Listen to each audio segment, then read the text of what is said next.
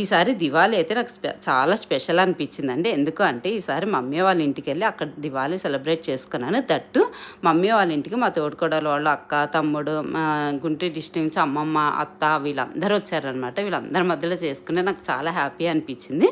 So Diwali రోజు morning మామూలుగా పూజ చేసేసుకుంటాం కదా. దివాళీ అంటే ఈవినింగ్ లక్ష్మీ పూజ అది చేస్తాం కదా.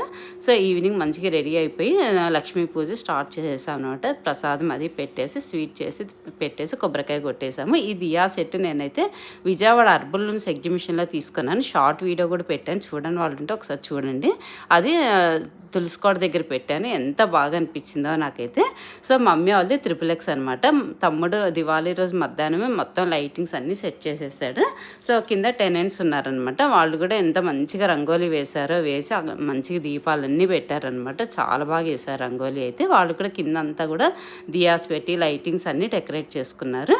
సో చిన్ను అయితే ఈసారి శారీ కట్టుకుందనమాట దివాళీకి. చాలా బాగుంది. చిన్ను శారీ వచ్చేసి షిరిడీలో తీసుకున్న శారీ చాలా బాగుంది.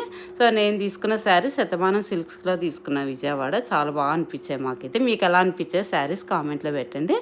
సో ఈవినింగ్ ఇంకా పూజ అంతా అయిపోయిన తర్వాత కిందికి వచ్చి క్రాకర్స్ కాలుస్తున్నాం అనమాట. నాకు పెద్ద పెద్ద క్రాకర్స్ అంటే చాలా భయం. చిచ్చుబుడ్లు, కాకరపోతులు ఇవి మాత్రమే కాలుస్తాను. అయిపోయిన తర్వాత కొన్ని నేను చిన్న రీల్స్, ఫొటోస్ తీసుకున్నాం. ఎప్పటికీ గుర్తుండిపోతాయి కదా ఇలా అనేసి. ఇలా పటాకులు అవన్నీ పెద్ద పెద్దవి అయితే చూస్తూ ఉంటా కానీ కాల్చను. సో మీరు ఎలా సెలబ్రేట్ చేసుకున్న దివాళీ నా కామెంట్లో చెప్పండి. బాయ్ అండి.